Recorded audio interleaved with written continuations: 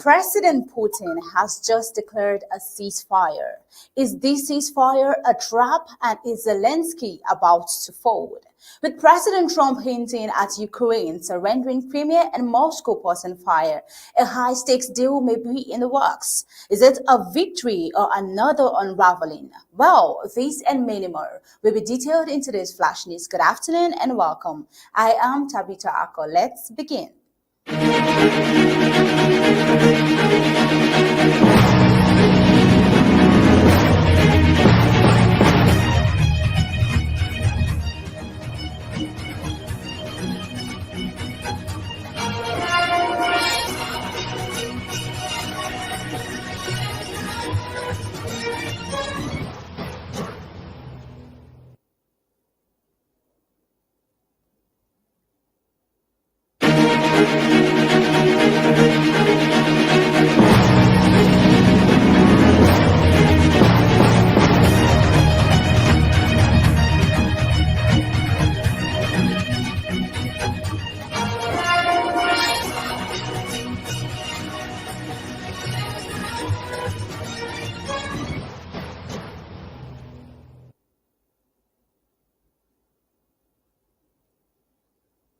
Tensions over Ukraine's future reached a dramatic turning point as Russian President Vladimir Putin announced a temporary ceasefire, just hours after U.S. President Donald Trump suggested that Ukrainian President Volodymyr Zelenskyy may be willing to give up Crimea in a potential peace deal. Now, is this the start of a path to peace or a sign that Kyiv is being nudged toward the painful concessions?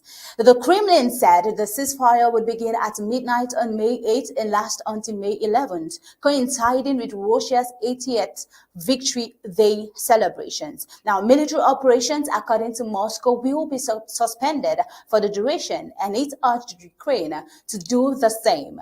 Any violations, the Kremlin warned, will receive a response. Ukraine's Foreign Minister Andriy Sybiha responded critically, demanding an immediate ceasefire if Russia truly desires peace. While wait until May 8th, he posted an X questioning the sincerity of Russia's motives. Now, this ceasefire announcement comes on the heels of controversial remarks from Trump, who, when asked if he believed Zelenskyy would consider ceding Crimea, which Russia annexed in 2024. Let's take a look at what President Trump had to say.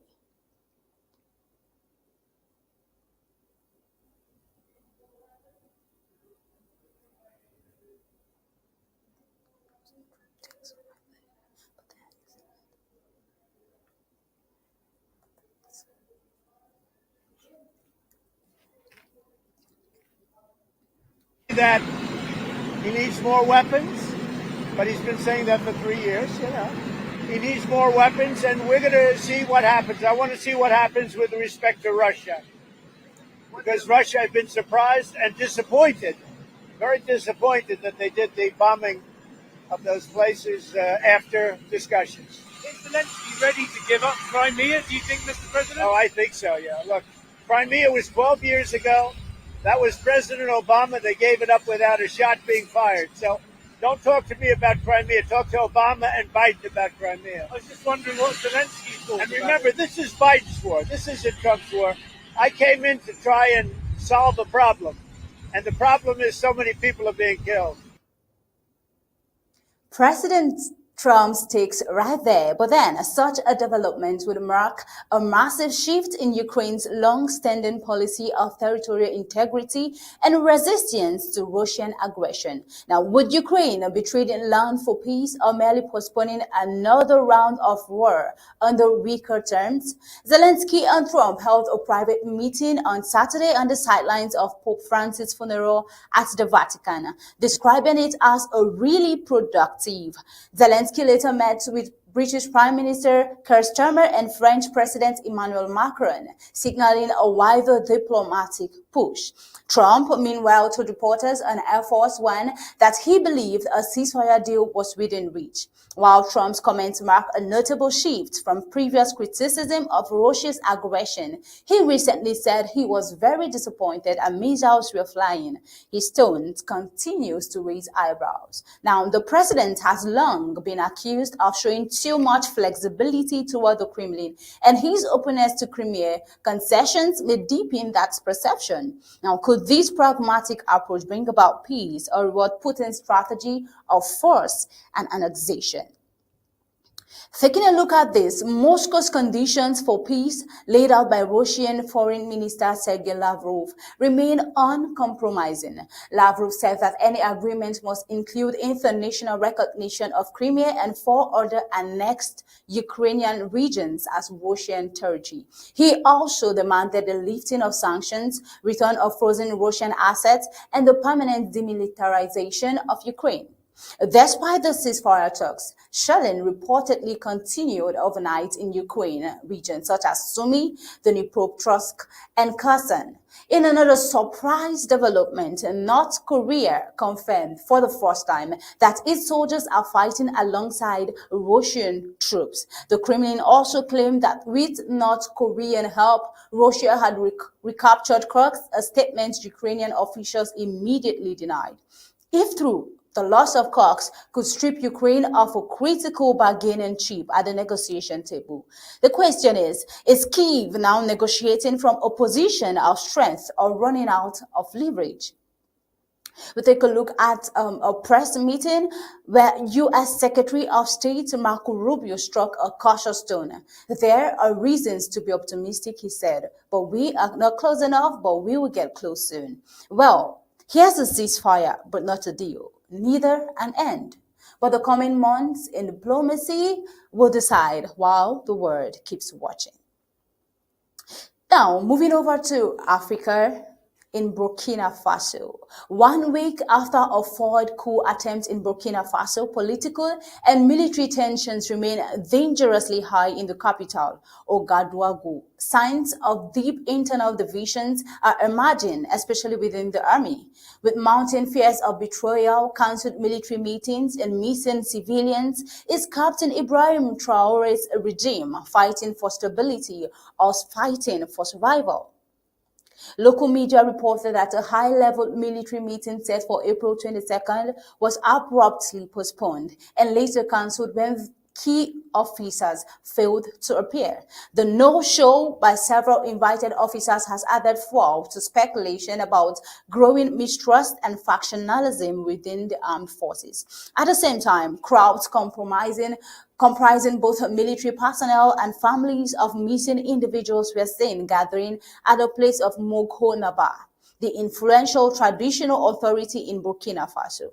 Now, according to Radio France International, this unexpected surge underscores the rising uncertainty in the nation's military and political core.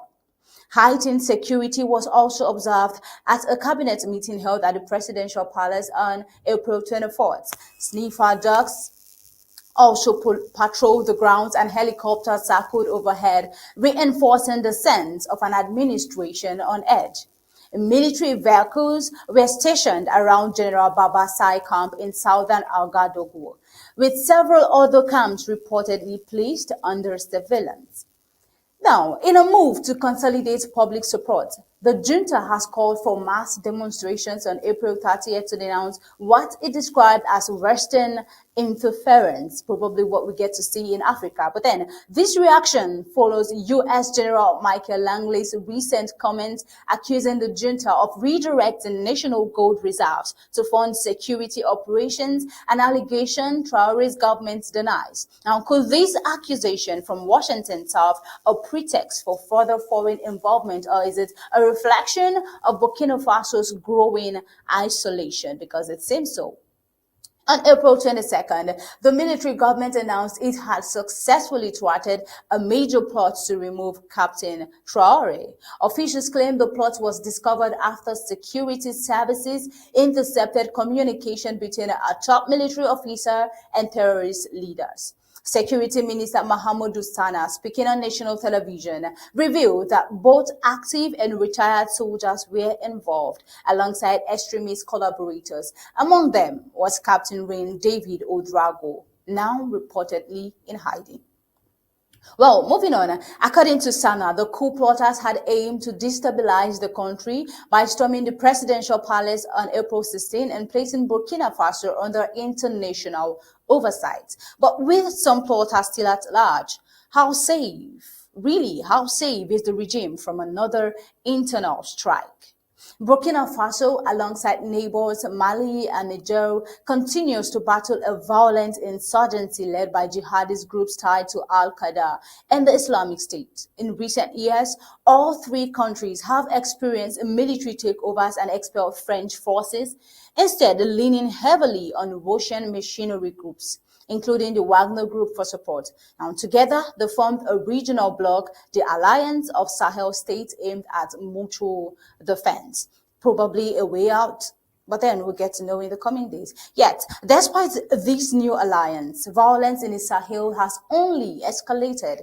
Analysts report a record number of civilian deaths in 2024, caused not only by jihadist groups, but also by brutal military crackdowns. Now, is the military role in these nations solving security, insecurity, or worsening it under the guise of sovereignty?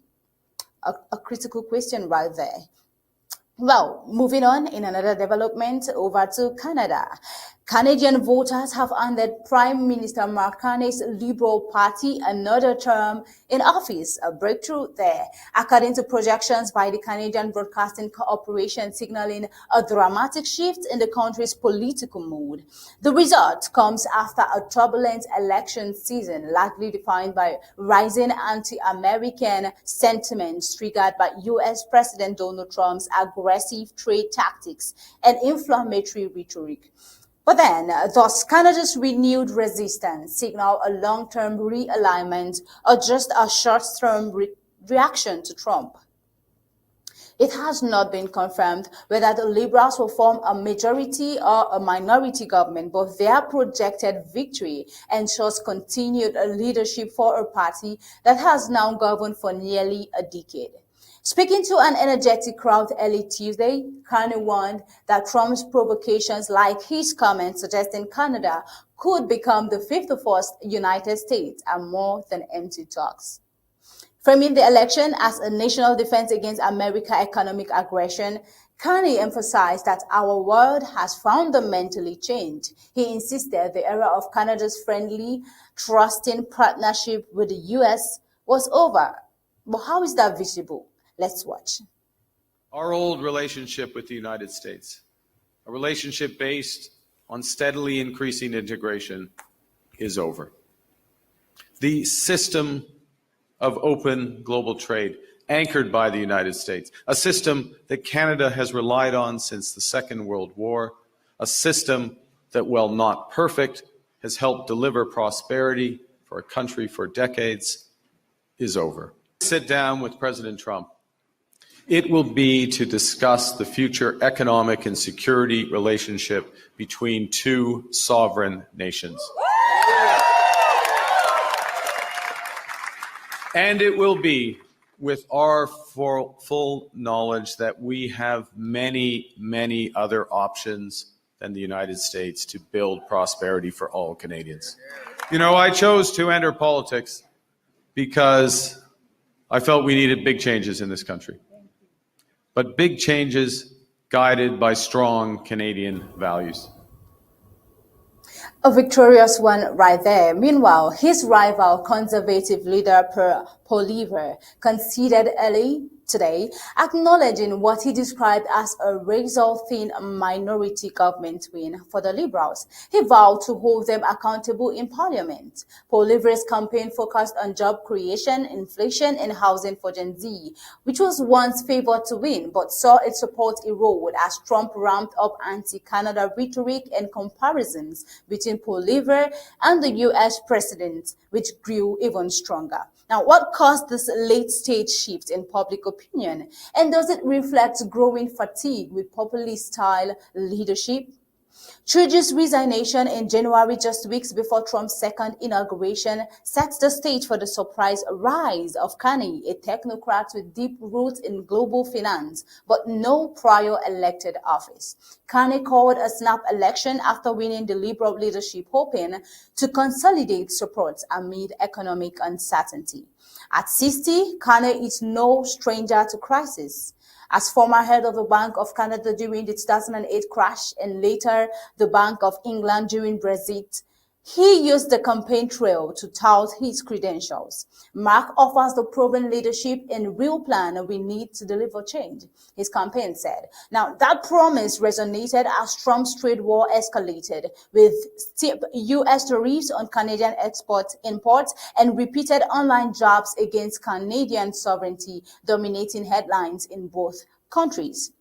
Now, Polivre's early appeal as a populist alternative dubbed Trump light by critics faded as voters grew wary of Trump's influence. He sounds like mini Trump to me, said Red Warren, a voter in Toronto who supported the Liberals. Now, the shade from the state is great for unity here, but it's definitely created some turmoil. Even on election day, Trump weighed in via his Truth social platform, saying Canada would make a cherished 54th state. He added, all positives with no negative, it was meant to be. But then, I believe this had quite a lot of reactions from both the presidents, Mark Carney and Paul Livre. But then, also notably, former President Joe Biden also weighed in this time with a congratulatory tune. I'm confident Mark will be a strong leader for the fundamental values and interests Canadians and Americans share, he posted on X. That's a good congratulatory message from Joe Biden, the former president of the U.S. But then, coming to the conclusion of this report, while the Liberals may celebrate for now, the political map remains fragile. Trump's cross-border provocations have clearly reshaped the dynamics, but for how long can Canadian politics continue to orbit around an American president's words? And as the global economy tightens, will nationalism and trade protectionism prove a temporary rallying cry or defining legacy in its real cause? Well, until next time, this is where we'll be drawing the curtain on today's Flash News. Remember, we'll be bringing you recent happenings from the home front and Undaunted at the top of the hour, 8 p.m. Until then, do have a pleasant day and stay safe.